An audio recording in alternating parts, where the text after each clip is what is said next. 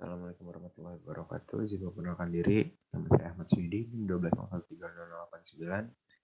Prodi Teknik Elektro, dan ini adalah kamus mingguan yang sudah memasuki minggu ke-7 dari mata kuliah Sinyal dan Sistem, di mana yang setiap minggunya itu selalu ditambahkan 5 kosakata baru. Di sini saya menambahkan 5 kosakata baru, yakni addition, transformasi Z, transformasi Laplace, sinyal, dan yang terakhir adalah sensor. Baik, langsung saja masuk ke materi pertama, yakni tentang addition. Addition merupakan proses penjumlahan sinyal, seringkali terjadi pada peristiwa transmisi sinyal melalui suatu medium. Sinyal yang dikirimkan oleh pemancar setelah melewati medium tertentu, misalnya udara, akan mendapatkan pengaruh dari kanal. Pengaruh tersebut tentunya akan ditambahkan pada sinyal aslinya. Misal, sinyal informasi yang terpengaruh oleh noise atau sinyal lain dari kanal, maka secara matematis pada sinyal tersebut pasti terjadi proses penjumlahan. Sehingga pada bagian penerima akan mendapatkan sinyal sebagai hasil jumlahan sinyal asli dari pemancar dengan sinyal yang terdapat pada kanal tersebut. Kemudian yang kedua adalah transformasi Z. Transformasi Z merupakan suatu metode atau alat matematis yang sangat bermanfaat untuk mendesain, menganalisa, dan memonitoring suatu sistem. Transformasi Z mirip dengan transformasi Laplace, namun bekerja pada domain diskrit dan merupakan generalisasi dari transformasi Fourier dari fungsi khusus. Pengetahuan perihal transformasi Z sangat diperlukan sekali pada saat mempelajari filter digital dan sistem. Dan pada matematika, serta pengolahan sinyal, transformasi Z digunakan untuk mengonversi suatu sinyal waktu diskrit yang terdiri dari sekuen real atau kompleks menjadi suatu representasi di dalam domain frekuensi. Transformasi Z bisa didefinisikan sebagai suatu transformasi satu sisi, one side transform, atau transformasi dua sisi, yakni two side transform.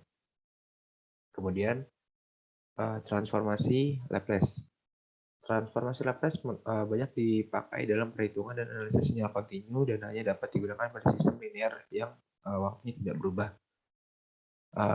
Karena sistem yang akan dianalisis merupakan sistem yang linear, maka digunakan persamaan diferensial yang linear. Transformasi Laplace banyak digunakan untuk menyatukan fungsi alih sistem kendali konvensional. Transformasi Laplace berfungsi untuk mengubah sinyal atau satu fungsi dari suatu fungsi dalam kawasan waktu menjadi fungsi dalam kawasan frekuensi, atau dikenal dengan variabel kompleks S. Kemudian yang keempat adalah sinyal.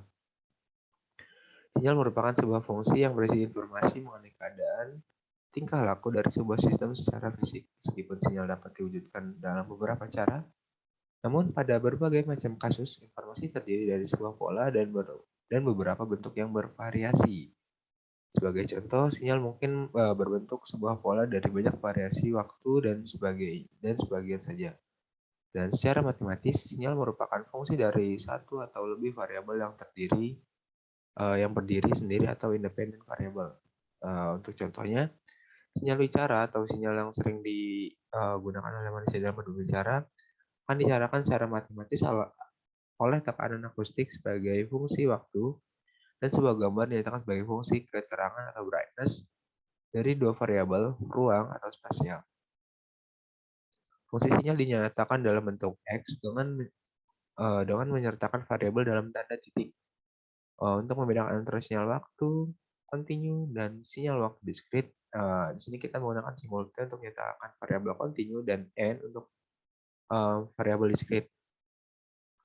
Kemudian yang terakhir adalah sensor. Sensor merupakan perangkat yang menerima dan menanggapi sinyal atau stimulus. Setelah menanggapi terjadinya perubahan, input yang terdeteksi tersebut akan dikonversi menjadi output yang nanti dimengerti oleh manusia, baik melalui perangkat sensor itu sendiri maupun ditransmisikan secara elektronik melalui jaringan untuk ditampilkan atau diolah menjadi informasi yang bermanfaat bagi penggunanya. Sensor pada dasarnya dapat digolongkan sebagai transducer input karena dapat merubah energi fisik seperti cahaya, tekanan, gerakan, suhu, atau energi fisik lainnya menjadi sinyal listrik atau resistansi yang kemudian dikonversikan menjadi tegangan atau sinyal. Sekian untuk kamus minggu ke-7. Kurang lebihnya mohon maaf. Assalamualaikum warahmatullahi wabarakatuh.